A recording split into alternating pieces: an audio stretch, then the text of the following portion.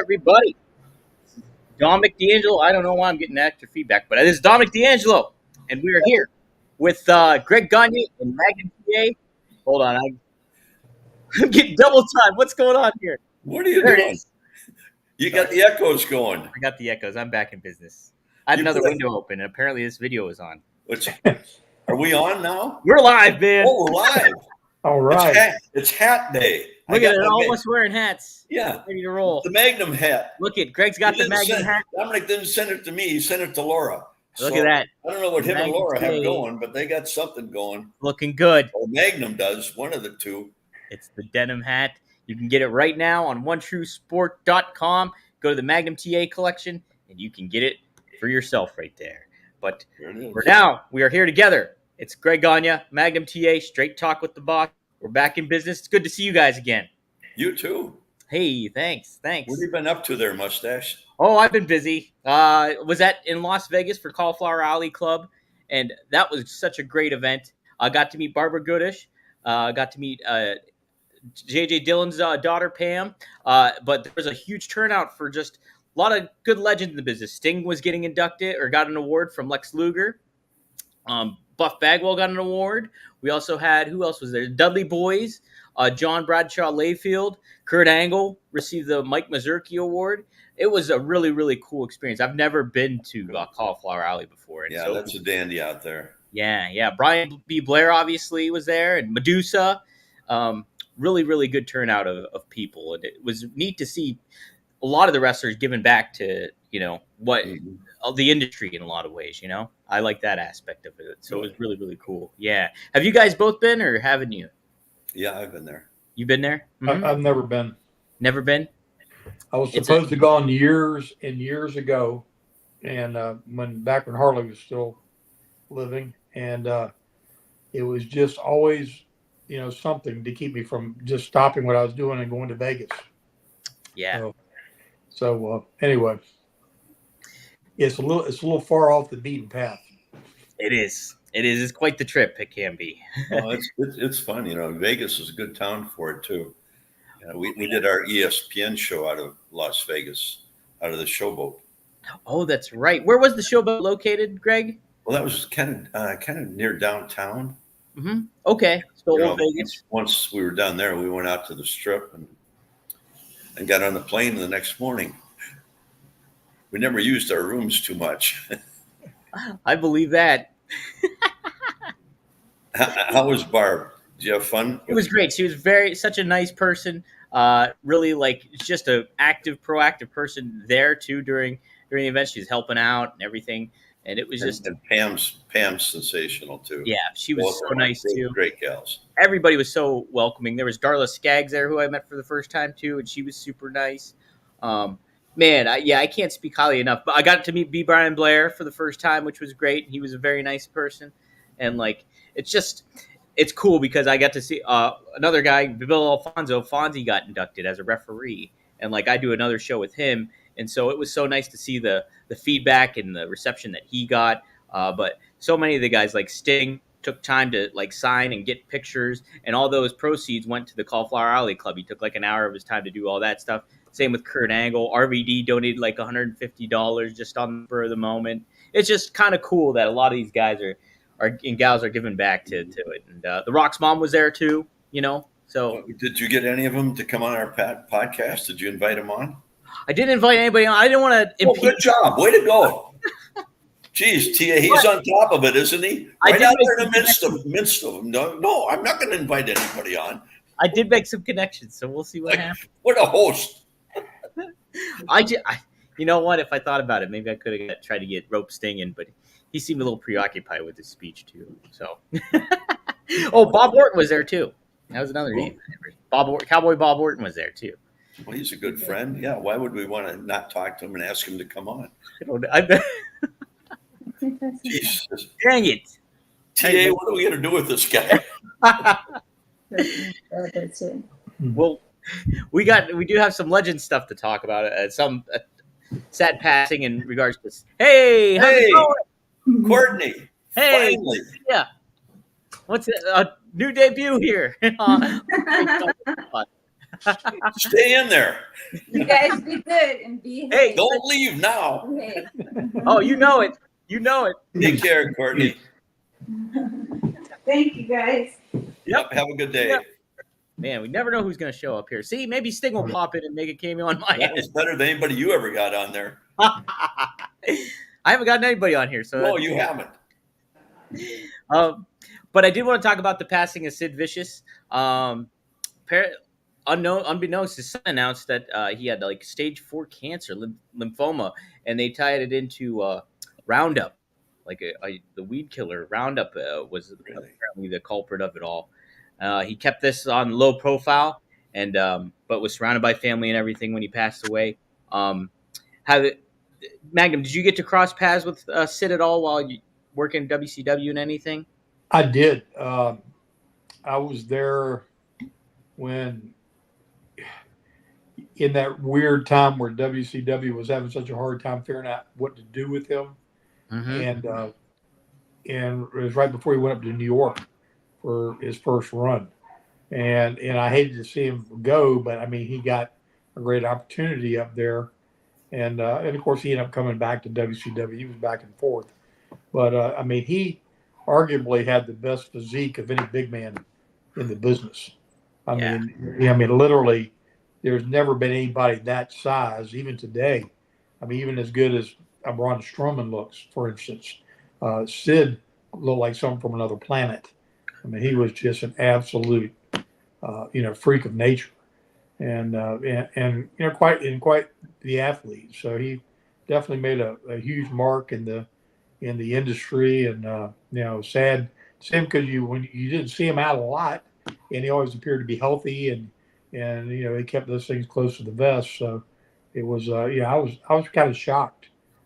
We just lose Kevin Sullivan, and then boom, Sid, and you don't ever take a day for granted. No, definitely not. Greg, have you ever crossed paths with Sid?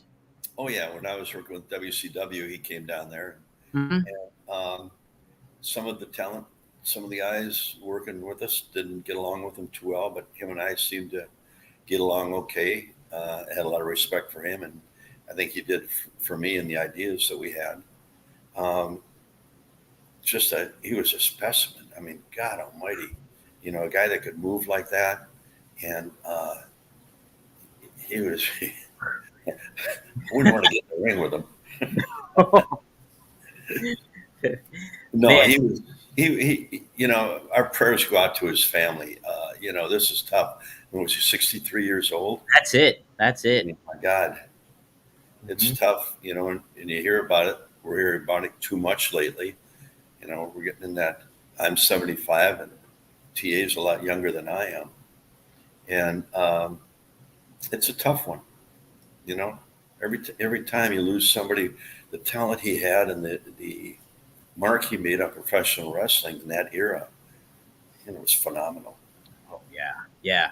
I keep saying on every show that I'm doing that he was just like the prototype of what you would depict a pro wrestling star at that time period to look like. He was like chiseled out, and he was like really the first monster heel I probably became familiar with as a kid. I remember like 1995 and stuff like that. So he was back in WWE at that point, and I remember just the influence, just his look was would draw you in, and and then he was just an intense individual inside the ring. And well, he was so unique. I think some of the people in promotion that ran the territories and that had a tough time with him because they couldn't figure him out. Yeah. And if you just listen to him a little bit and talk with him, boy, you could get a lot out of him. At least I had that feeling. But other people had tough times with him, and I don't know why they did. He'd lay out what his thoughts were, and if you listen to him, but some guys, didn't want to listen. But a great talent. Some of the knock on him, I know, was that he's a big fan of softball and doing that and kind of things like that. But like maybe wrestling wasn't his like primary passion, so to speak. And so a lot of people think that that's kind of maybe what held him back in certain ways. But you kind of look at today's world in pro wrestling and stuff like that, there's been a lot more accommodations made for talent in regards to outside ventures and certain things like that. It'd be pretty interesting to see how Sid would have worked in the modern day of wrestling, I think, too. Mm-hmm. Yeah. So, yeah, rest in peace to him. Guys, if you have any questions, we are live, so be sure to get them in and chime in. Use the super chat. That always helps out. We see CB in here. We see Alan in here. We see Kyle in here. Matt Karcher. Today's my birthday. Can I get a shout out from TA and Greg? Matt. Happy birthday, Matt. Happy birthday, Matt. Happy birthday, Matt. Well, thanks for joining us and celebrating with us as well. So, turn in the big, whatever age you're turning. I hope it's a good one. So, but 83 today. Yeah. Oh, 83. Right up my alley. Holy smokes. Holy smokes. I hope I know how to still operate a computer at 83. We'll see. God willing. What was I got? Oh, so speaking of big men, I think this is kind of a good transition into that.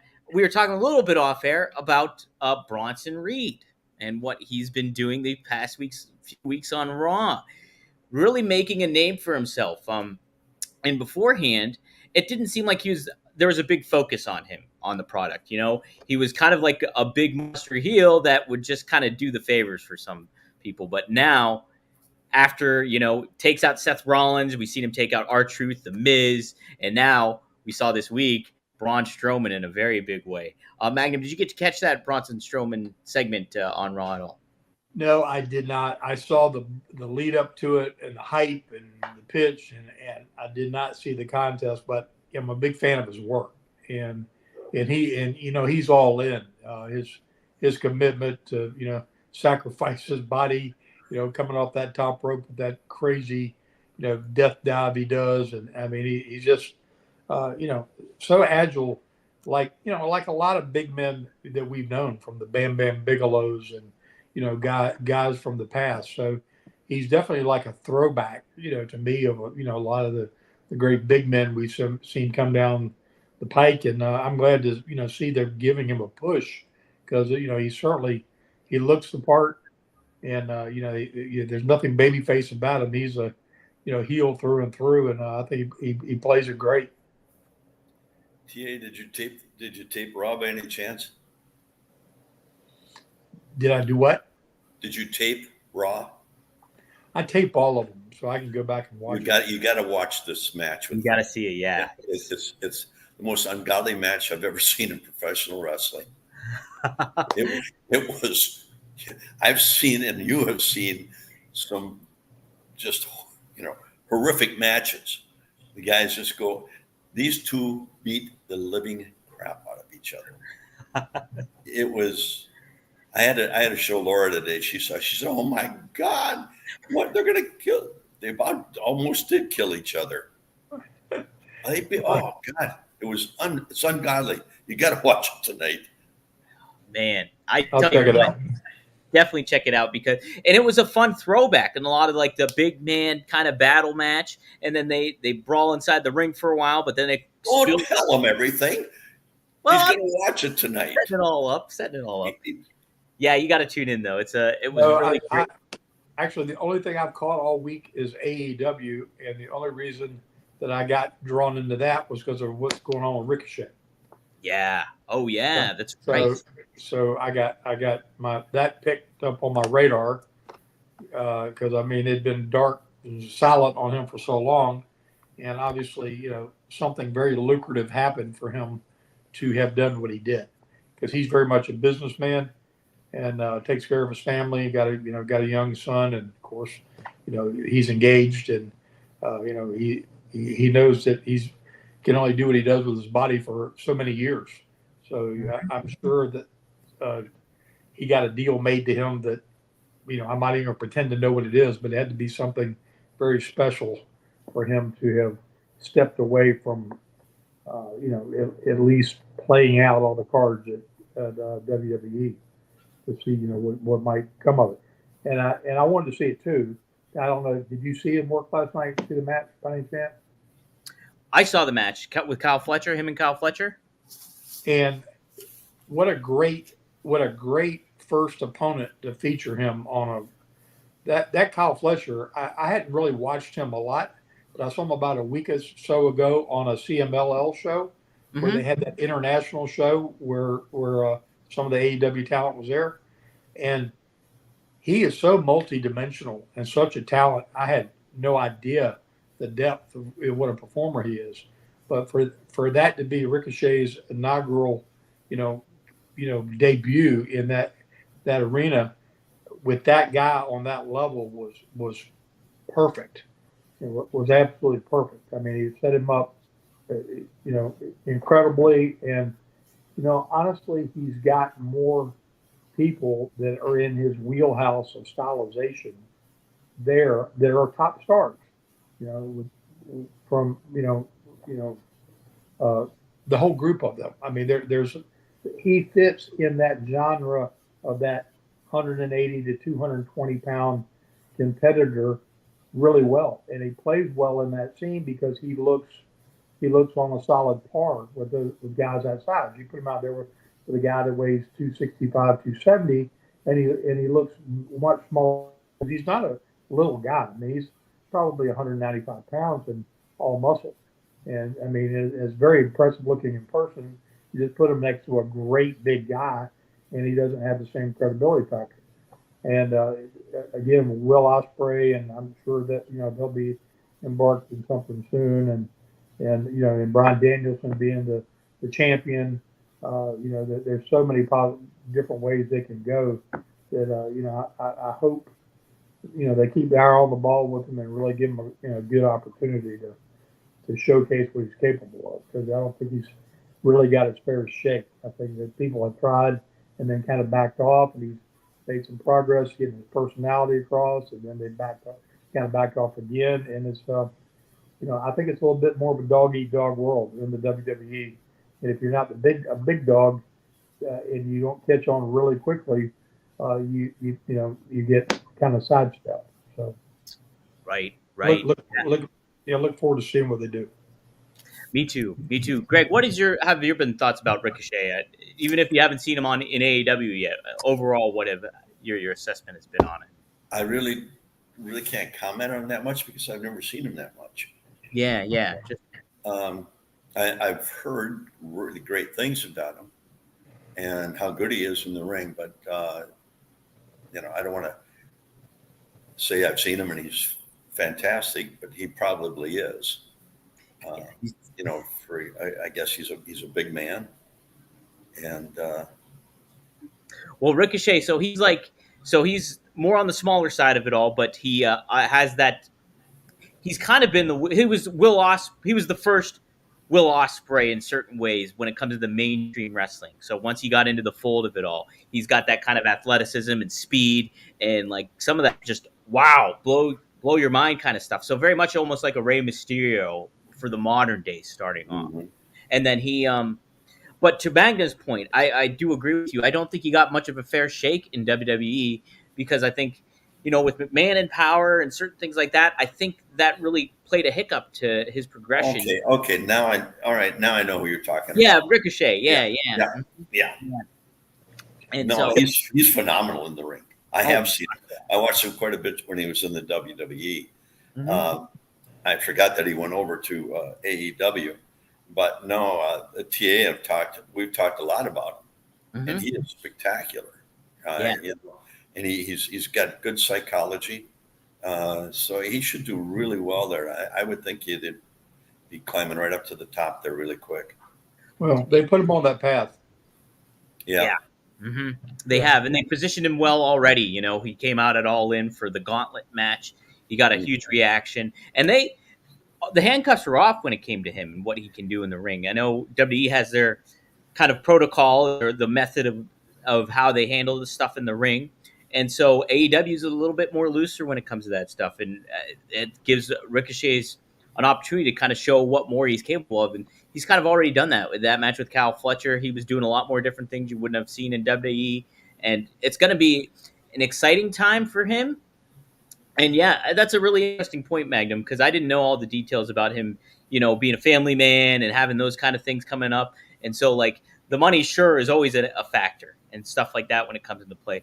But maybe from an athletic and what he still wants to convey in the ring, that I'm sure also was an incentive for him to maybe make the jump over to AEW too.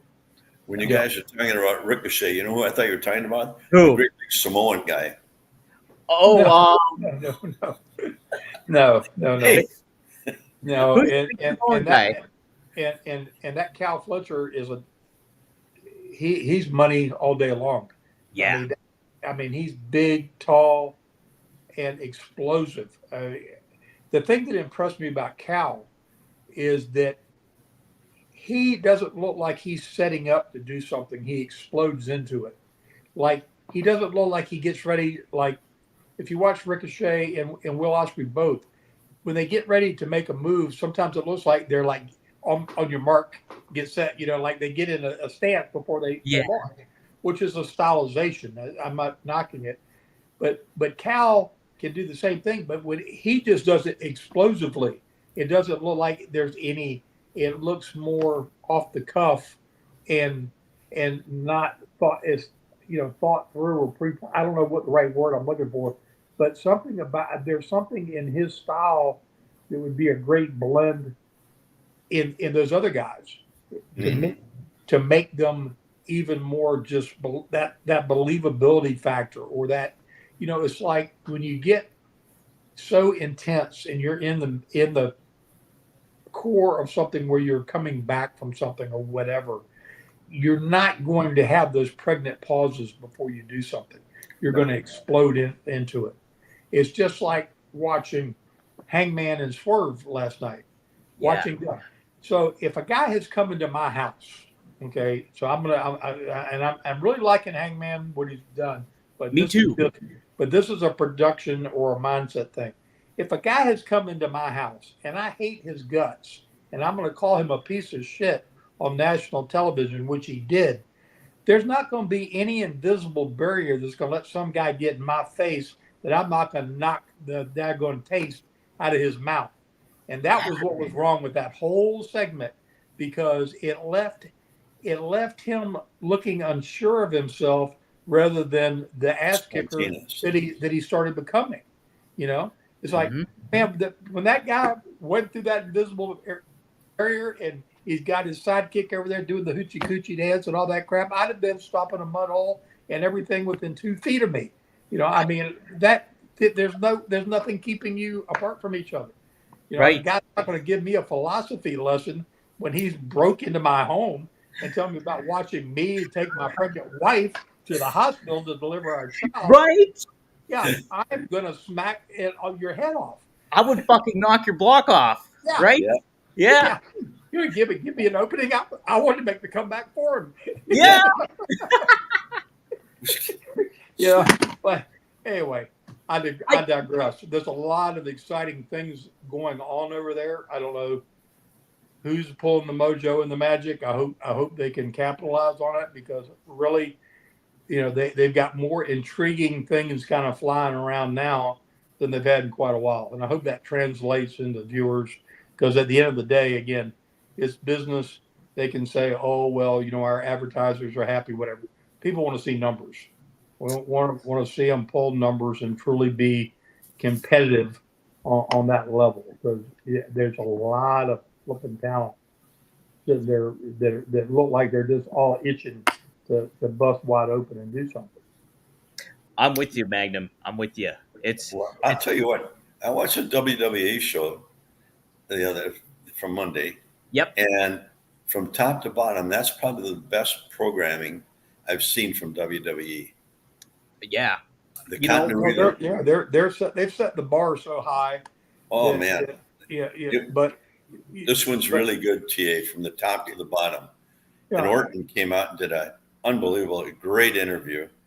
Yes, he did. Match with Gunther, Chad Gable, and the Creed brothers. Howdy had one of the best matches I've seen in a long, long time. Man, they were the last match, and they had about 3-segment match.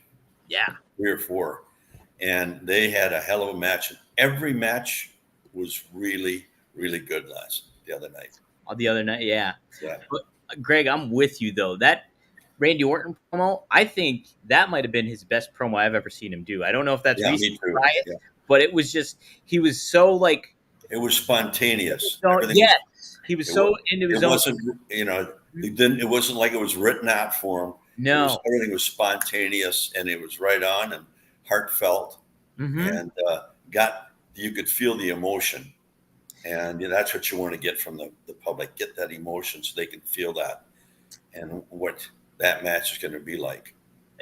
I'm excited for it, and that's taking place this weekend at Berlin. Him and Gunther, I'm pumped for that match, and they got me invested into it. It's going to be a fun show, I think. I'm excited to see how that crowd is going to be too. That whenever they go overseas, you can always know that crowd is raucous when it comes to stuff. Well, they're going to be behind Gunther. He made his mark there in Berlin. Yeah. So they're going to probably be cheering for him. Speaking of making your mark, Liam Evans has a good comment here. I used to watch Kyle back on the Indies in the UK years ago when he was part of the tag team Aussie Open, becoming a great talent. Yeah, to Magnum's point. ATF says, you know what? You can't miss a comeback on Hands of Stone, Ronnie Garvin. Oh, actually, I clicked on that one. That's why it popped up. But to Liam's point, and to what you were saying, Greg or Magnum, Kyle, he's only 26 years old, I think. He's young. And so if he's that capable right now of doing what he's doing, imagine what he's going to do in the future coming up here too. So pretty wild stuff there. What do you mean young? 26 years old. Both T and I were in main events all over the place. You were mad. Yeah, that's true. That's true. Probably Magnum. Probably before you were 26, weren't you? For a little bit of time. Yeah, I got my break to work on top at 24. At 24? Mid-South. So yeah, I was one of the fortunate ones that got it early. I was 25. You were 25? Yeah. Okay. Man. Yeah, I was an idiot when I was 25. What do you think's changed? Yeah, I knew I was setting myself up for that. You opened yourself up for that one, buddy. I set myself up for that one pretty good. Instagram, a wrestling historian. Thanks for the Canadian $2, eh? When did your dad start saving AWA footage? He's curious, Greg. When did we start what? Saving the AWA footage, making sure you guys archived it and kept it. Boy. I really can't. I would say in the 70, maybe 75. 75, okay. Yeah. That was probably right around the right time, I would think. Yeah. Man, I would love to dive into that. That's the thing I need to make a note to do for both you guys, is to dive into the video history of all that stuff. And I want to watch it. McMahon owns it all. I mean, he bought it all from us. So, But to that point, it doesn't all exist, because the Crockett's, even in the 80s, were still taping over tapes. Yeah. They were. Yeah, man. There were. So that, for me, of course, no one had the forethought to realize what a library was going to mean, 15, 20 years down the road. But that was so expensive. It was just looked at as another way to stretch the proverbial dollar. That's what we did. That's what they did the AWA to it. When we first got on, they tape over that, the TV stuff, the arena stuff though. And later on, once with ESPN, we had all those tapes. So there was a pretty good library there. Man, yeah. Holy smokes. A lot to dive in with that too, I'm sure. Man. A lot of great personalities back in the era that TA and I were in. He was, a little behind, quite a bit behind me, but that era of talent and personalities, I don't think you'll ever have that again in professional wrestling. I mean, there were some real characters, and what you saw is what you got with the majority of them. Yeah, absolutely. They weren't being developed into a character; they were already a character. Hell yeah, right? ATA. Yeah, I'm thinking about what you're saying, and a lot of it's got to do with the time and the culture. You could you couldn't you couldn't get away with it. You just couldn't be what be the young Terry Funks and and Dick Murdochs and even Wahoo and you just couldn't get away with all the shenanigans and antics and things that we did on a daily basis. And I think that's the funny part of it, because it's like it's like watching the Ric Flair story where he's talking to the psychiatrist and telling him what he did in a week, and the guy's just like so flabbergasted, and it wouldn't have been flabbergasting for any of us for him, because everybody was doing the same thing. It was just, that was a daily life thing. You didn't think about, oh, I'm going to see how many beers I can consume today or this week or whatever. It was part of a lifestyle, just like guys that go get hydrated with Gatorade today.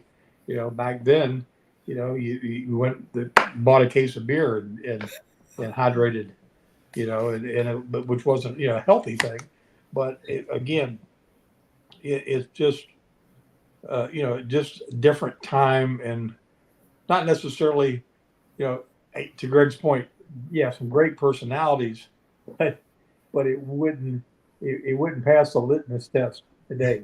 We'd be in hot water for various and sundry reasons, and wouldn't be thought of as warmly and kindly as we probably are in some circles today. If somebody thought about that in real time with their real kids or whatever, it might not have played out too well. You know what I mean, Greg? Yeah, I know exactly what you mean. Let me ask you guys this: It was a great era. It was a great era back then. Right? I don't know if the talent today is having as much fun as we did. That is very, very true. Yeah.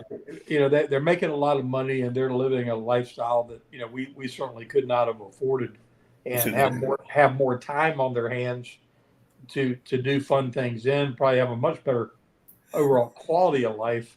But as far as the blazing adventures, I doubt seriously that they'll have a lifetime of it that would make up 1 month, back in the Wild Wild West. Yeah. Absolutely, for sure it is. And like because I mean, a lot of your stories are all on the road, so it's like, and sure, these guys make road trips and stuff like that, but not to the level. They're mostly in the air and they're doing things like that. It's become so corporate. Yes. I mean, it is. It's just corporate. Yeah. And back then it was, you got over or you didn't get over on your own. Right. Mm-hmm. And then, God, the personalities we had, you never knew what was going to happen the next day or the next night. Yeah. It was a fun time. Let me ask you guys this. Now, so many wild characters, Greg, you mentioned it and everything like that, but who was the most wild character that you would have to either be on the road with or go with? That would be like, oh man, this is going to be a heavy duty week because I'm with this guy, or like I'm got to deal with this person throughout the week. Is there somebody that really stands out and be like almost that you didn't want to party or go with them to be that level where it's like he's going to be a handful? Well, I'm sure in the AWA we had a lot of character. I mean, there was guys Mad Dog and Crusher and those, but Ray Stevens and Wahoo McDaniels. Okay. Yeah. You didn't know what the hell was going to happen. And Dusty Rhodes and Dick Murdoch. Oh man, stories. Yeah. Oh my God. I mean, we told those stories on here, but oh yeah. God almighty. And when Wahoo got shot in the head from that hunting trip by Ray, and Ray is laughing like that. Wahoo, I'm going to kill you, you son of a bitch. He's got his gun up. People are disappearing. Pheasants are flying everywhere. People are running through the cornfield, and these two are screaming and laughing. And Ray's laughing. And Wahoo's ready to kill him. Kill him. I really thought he was too. And then my mother-in-law gets a call, up at their cabin.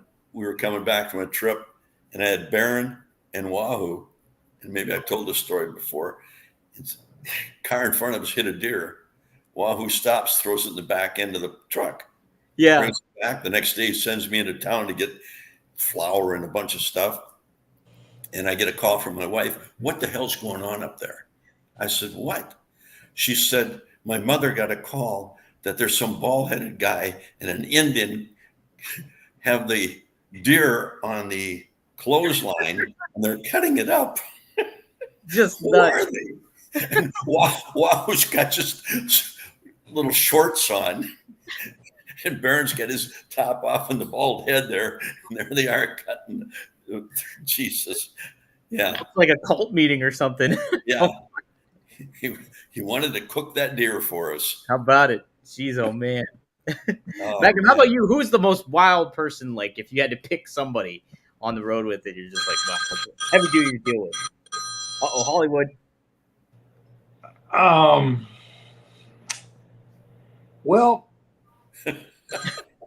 hang on just a second. There's so many. There's so many. They're all calling in. Yeah, my son's having a crisis. And if you need to take it, go ahead. Go ahead. No, I got it. It's just a push of a button. And, big bang boom. Courtney will love that. She's green light to the rescue. Yeah, it was. See, when I broke in, and I was a rookie, and I think I was a rookie for. I think I had to play the rookie card for about 2 years. I got rookie to death, and they just put me in like the darndest situations, and always because you could handle yourself, and they couldn't like physically intimidate you. They tried to like poison, give you alcohol poisoning, and then if they couldn't outdrink you, they just tried to get it going on so many days that they'd make you sick, by doing it. I mean, from everything from being with Terry Funk in San Antonio drinking upside down margaritas and eating the worm at the bottom of the tequila bottles, the Jack and Jerry Briscoe getting in the car with them on the way to the town, and they got a case of Budweiser iced down on the way to the town, and a Glad bag this big around rolled up with daggone left-handed cigarettes in it, and expect you to keep up because you're the rookie, and as I got older and actually had a little bit of sanity about me, they didn't try to intimidate me like that, so it wasn't quite as big a thing. But yeah, the Terry Funks, the Manny Fernandezes, the Jack and Jerry Briscoes, those guys were just all wild-eyed Mexican silver, man. All the stinking time. You never knew. Terry Funk kept me up all stinking night long the night before my first TV when I went to Tampa, and he met me in Texas, and we got to be buds there. And his brother Dory was the booker, and Terry didn't keep me up all stinking night long, and I had to go in and make the TV and meet Eddie Graham for the first time, and I felt like my head was going to explode. I mean, it was just absolute, and then go all the way to Miami and work that night, So and then it never ended. Just kept right on going. It would have killed a lesser person just back then. I don't know how I survived my early 20s. Holy when you look back, really, it's amazing any of us did. With that crew that was on the road with you. God Almighty. Yeah. It was sensational. Yeah. Holy smokes. You learned a lot. I probably wouldn't survive a week if I'm lucky. A weekend. Let's just say that. Yeah. Probably not. Probably not.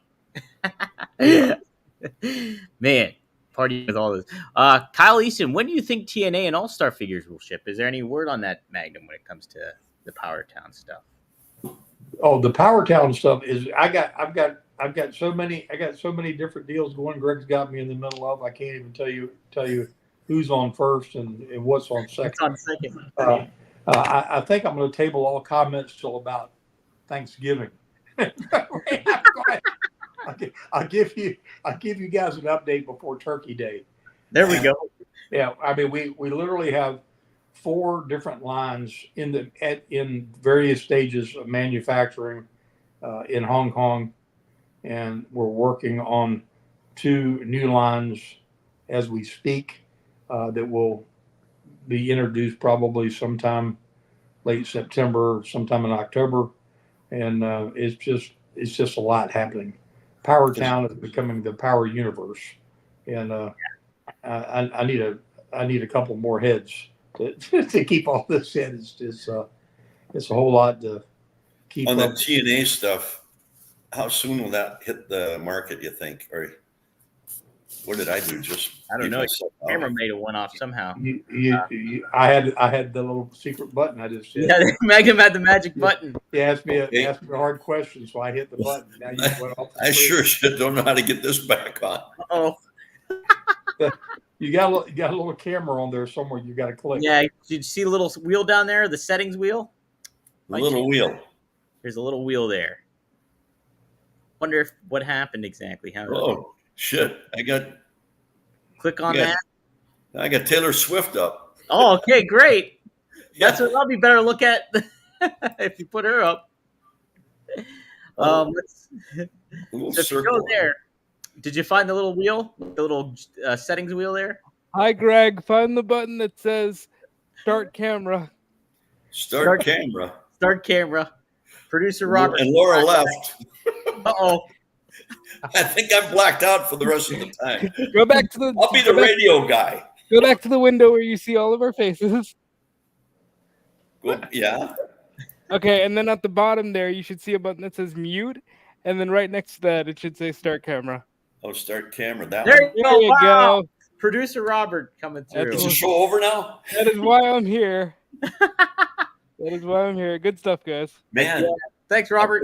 We got like tornado warnings here, and it just got really dark. I know, you're like shrouded in darkness. I thought Laura turned the lights off. Okay, I'm going to move for 1 second. Stay. You guys talk. Okay. Let me see here. Oh, okay. Let's take this question here from Shannon. Magnum, do you think that they could have used Scott Hall in your position right after your accident?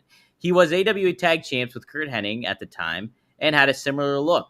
Well, they patterned them off you a little bit, right, Magnum? Yeah, they did, and Scott obviously became an amazing worker. I don't think he was ready for it right at that particular juncture. Uh-oh. Now you hit a button, Greg. You got rid of Magnum. I didn't touch anything. You got rid of Magnum. I didn't touch Revenge. shit. Revenge. I'm just sitting here. I promise. His TA, did we lose him completely? We did lose him. He'll be back. I'm sure. I think. Greg, what did Vern think of Paul Heyman? I don't know. You don't know? I mean, Paul. It just went black. It said, "You're a guest and you can't be on this." I thought Greg hit a button now and got rid of you. I didn't touch anything. I'm staying. I don't believe him. No, I'm not even picking up my notes that I had down. We haven't had to use them, but I think he's anything. Greg, I think you're a tech mastermind. You're just high. You're just controlling all the buttons. Oh yeah. Uh-huh. Yeah. I'm tech. But anyway, but Scott, in a different segment in time, hands down could have done it. He was a little too big to play the same role, because I was able to play well in the role with in other words, he was as big almost as Nikita at that time. I mean, he was huge, and you had to be able to look like you were fighting back, overcoming some odds that just that sheer difference in size. Because I mean, I was 240, he was about 270, 275, and 30 pounds of muscle. I mean, he was just a specimen. So it just because it kind of looks like a plug and play, it would have been some dynamics there that would have made it not quite the same, piece. of the party. Yeah, could have changed it up. And, Yeah. and you'll never try to replace somebody with a look-alike or whatever. Anyway, that never fares out well. You need to be in your own way and your own thing, and which what Scott did. I mean, we laughed about it. He and I and my son and Kevin Nash were all in Vegas back the first AEW show. As a matter of fact, we were there for that, and we were sitting in a restaurant, and he was telling that story about how it drove him crazy that they were trying to push him as Magnum Scott Hall and all this stuff, and he told my son, he said, I might have been taller than your dad, but when he stood on his wallet, he would look right over top of my head because I was making no money, and he was the number one guy in the country. So but Scott was a super guy, man, and he could have done anything he wanted to do, but he ended up being the best version of himself he could have ever been. Yeah. Greg, Vern had big plans for Scott, right? He was going to put the title on him and all that stuff. Was that the original plan and everything? Well, not really. Okay. No, Scott was really green when he came to the AWA. Mm-hmm. Came up, I believe, from Kansas City, and alone in the ring, he didn't have the technology, anything to put a match together. Yeah, he had to be led around, and that's why we put him with Kurt Hennig and put him in tag team matches. And the talent we had, the heel tag teams, were great leaders, and they brought him along. And unfortunately, after about 6 months of being tag team champions, he's got the big head and he's telling everybody else what they should be doing and what they shouldn't do. He rubbed a lot of guys the wrong way. Oh, did he? Oh yeah. He was pretty full of himself at that stage, and he had all these great veterans around to learn from, and he just thought he should be running the show. So he didn't. He lost some great opportunities with the AWA because of that. But once he was gone to, I don't know where he went from there, if he went to the WWE or not, but getting in that environment, he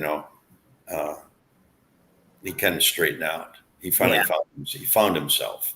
Yeah, definitely. And you think about it too. I think it was DDP, the one that suggested that he kind of changes his whole look. Everybody was like bleach blonde or the mullets and all that stuff. And it was like, hey, keep your hair black and go with that. And then completely changed his whole look and patterned himself off the Scarface gimmick with Razor Ramon and kind of did all that stuff. And that's what got me hooked. He's my all-time favorite. So it's all. Well, he did a great job, but he needed somebody to turn him around. Yeah. Raymond Dallas did it, but he didn't want to listen to anybody.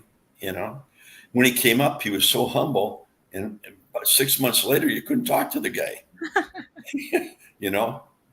But thank God he straightened out, because he turned into be a phenomenal talent. Yeah, he really great personality.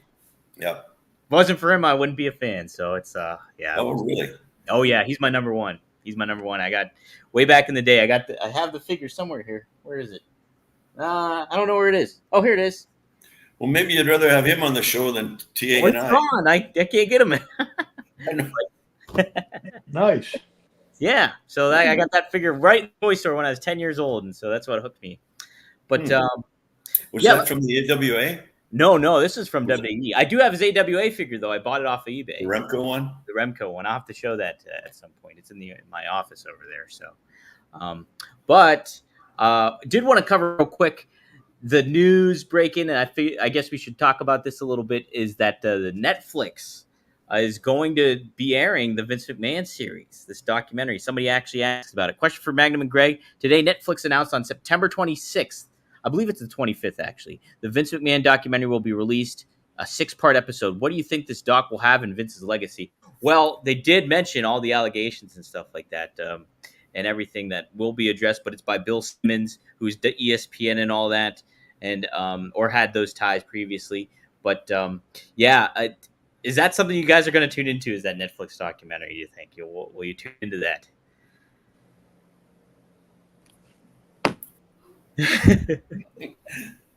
It's ugly. It is bad timing. Yep. You know, I mean, they're looking at again viewership and people wanting to watch a train wreck, Yeah. and I don't think it.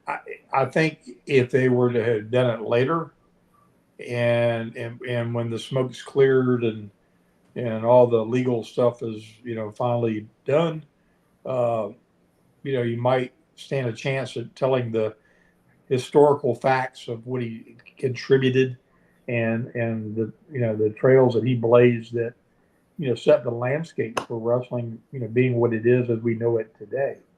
But he's not going to win any humanitarian awards no matter what they do. And and I'm afraid that it's not going to be as well received, and maybe just be more of a painful thing for the family because I really care more about it affects Stephanie and the kids and the grandkids for this father grandfather figure and everything else, how that's played out in the public for them more. I don't think the true diehard wrestling fan needs that to feel complete somehow, you know, at this juncture in time. And I think they should be celebrating today and the new strides that they've made and the excellence that their product is week in and week out and just embrace the future rather than try to tell that story right now. Just for me personally. Well, from our source, I guess it was planned beforehand before all the stuff hit. Right. So it was more of a fluff piece, I think. Yep. So I don't know. Maybe most of it was in the can before all this happened, and maybe it won't even come across. Who knows? I'd leave it in the can. I'd just leave it in that can and Yeah. bring it back. Bring it back. A year or so from now, and because there is a great story there to tell. It's just going to be tainted. Yes. And it's going to take away from all the because nobody is 100% bad. I mean, everybody that's touched the thing has got their good, their bad, whatever. And there's been so many people that have had, from all sides of the business, in and out, that had their things about Vince because of his, just his control and the way he ran the ship and ran the business and ran it with an iron glove kind of deal. And it did some people great justice and did a disservice to some others, perhaps. Just because he could, and and so there's going to have that. But when you mix in the dark, deviant side, so deep, dark, and deviant that if you could put a microscope on 50 other people that were in all those errors, they would look not so good either, and so it's just not, I don't know how you just sidestep that and act like it didn't happen, any more so than trying to celebrate the great work of Chris Benoit when we're all still, just still stuck in awe over how that tragedy all took place.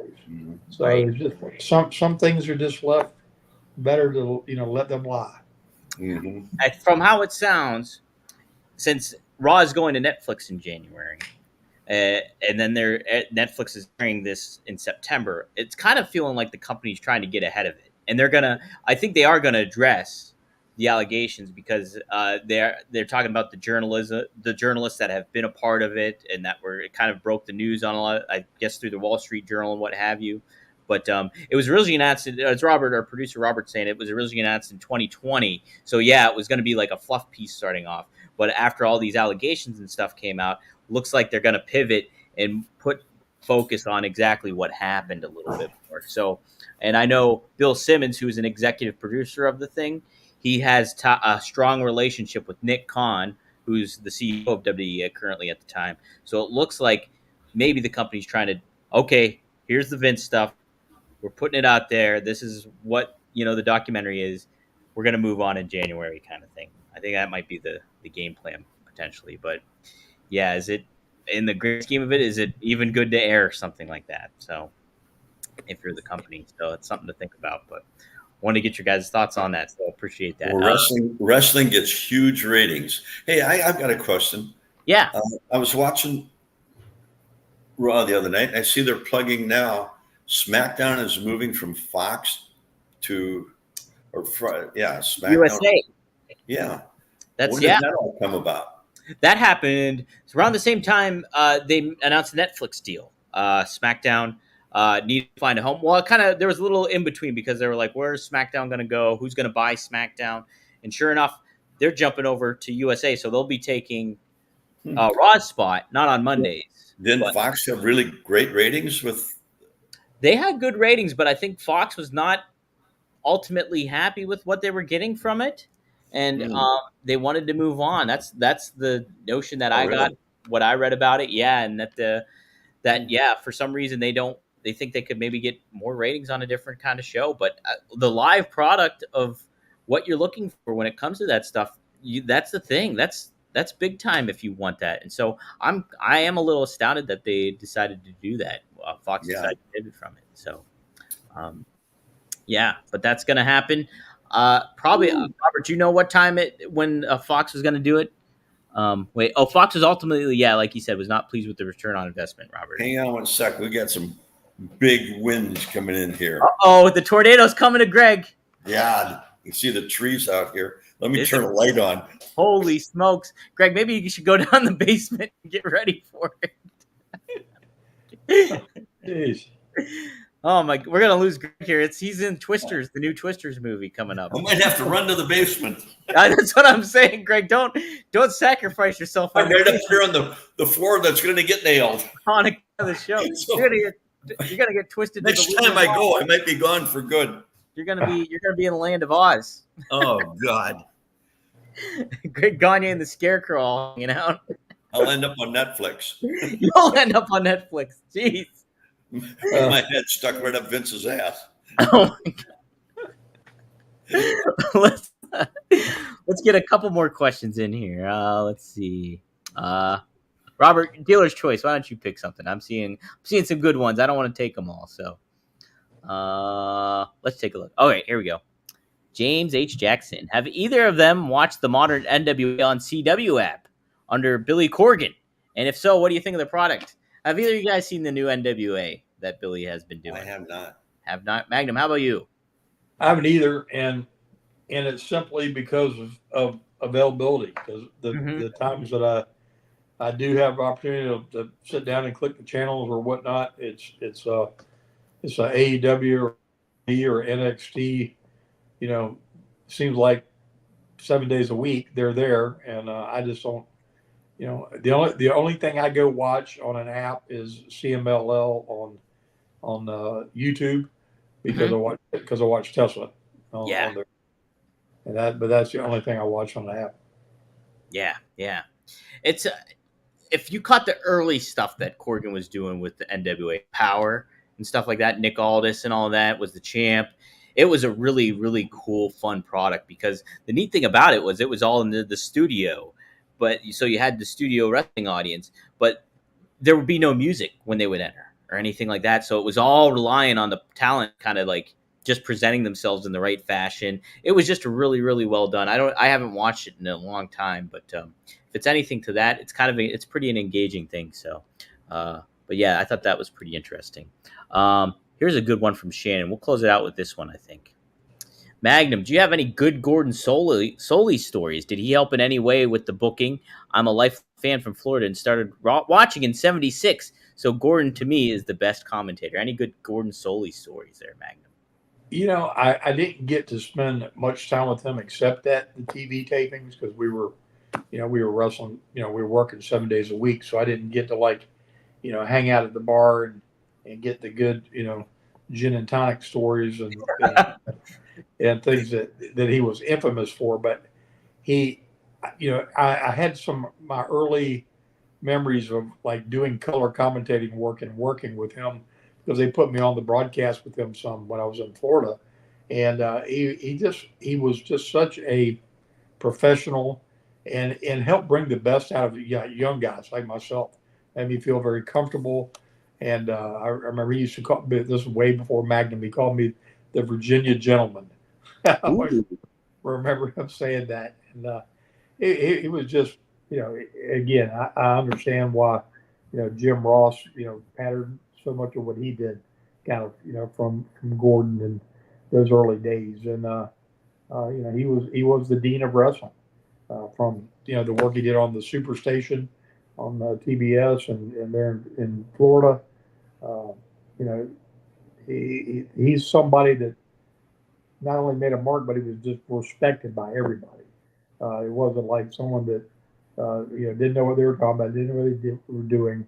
He enhanced everyone that he ever called a match for, and just like you can't have a great match without a good referee, you're not going to have a good match on television without somebody putting it over the way only a Gordon Soley could, or a Lance Russell back in the day, or Tony Schiavone and Jim Ross. I mean, those guys are what helped sell it, and many times they outsold what they were watching with their eyes and made people believe they were seeing something, even more outstanding than it actually was. So those guys were really important, and he was a pioneer in what he did.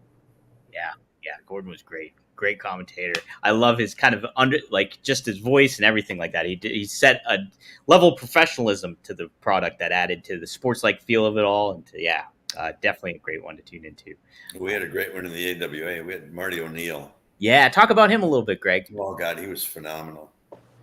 To me, I watched Gordon. Him and Gordon were probably on the same level, far above all the rest of them. He knew how to build people, build it on the commentary and on the interviews. He was a small little guy. He was a baseball player at one time. He liked to have the drinks afterwards. We had some great stories about him, little Irishman, but he really sold. He sold the talent in the ring, on the interviews, and run. Don't walk to the St. Paul Civic Center or you're going to miss a good one. Yeah, we'll have to share some more stories. Can you see the lightning here? Well, it looks like illuminated. I will say that. Yeah. It looks like you're gonna. It's dark out there. It's pretty windy. Your feed's gonna cut out any time. That's what it looks like, Greg. I'm gone. He's out of here. Well, let's us get out of here real quick. But I do want to plug a couple things. New merch up on OneTrueSport.com. Check this out. We got Magnum TA and Nikita is part of our. Yeah, so we got the Best of 7 T-shirt there. On the back of that T-shirt has the Best of 7 series and the dates and everything like that. So you can get that at OneTrueSport.com, and you can get the Magnum TA, the boss of Chesapeake, Virginia. We might have to get a Virginia Gentleman shirt now that you mentioned that, Magnum. So we'll have to get something. We'll leave that in posterity. You'll leave that in the past. So, but we also have Greg Gagne. Boom. Look at that. Really? Dressed like a champion. You can get the Heart of a Champion T-shirt on there. And then he also has a High Flyer T-shirt. He's also got the apparently there's hoodies up there. I have to double check and make sure that's up there. But I know from the word I got was that the hoodies have been made. So take a look there. You can get them at OneTrueSport.com. Anything you want to Magnum TA hat. Don't forget about the Magnum TA hat right there that Greg has. Can you read it? Oh, there it is. Look at that. Look at the quality of that. That's a black denim hat you can get right now on OneTrueSport.com. And be sure to scoop one of those up and support the show. We're going to get more of those coming in, more designs happening that I got word about. So I'm pretty excited for all that stuff. It's a great hat for the guys losing their hair. That's it. I'm a big hat guy, obviously. So me too. Yeah. We're all wearing hats today, and you guys can be wearing hats today too if you go to OneTrueSport.com. So, guys, this has been fun. Magnum, is there anything else you want to plug in regards to Power Town or kind of tease anything? You kind of talked about it a little bit earlier on, but keep your eye on our website. We'll be updating ship dates for the products that we have already got in the pipeline, and again, this fall we're going to have some great announcements and some new things coming everybody's way. So it's going to be a good way to close out the year, and 2025 is going to be a whirlwind. Ooh, yeah. Well, Greg's about to go through one right now, so I am, man. It's really getting bad here. The hail's coming now. we better get him out of here. You can follow him on Instagram at Gagne.Greg. Maybe Greg will share some videos I'm of heading for the basement. He's heading for the basement. You can follow Magnum at Real Magnum at Magnum_TA on Instagram, and follow him at the Real Magnum TA on Twitter as well. PowertownWrestling.com. Check it out. Keep tabs on it. You never know when it's going to show up, so get excited for that. OneTrueSport.com.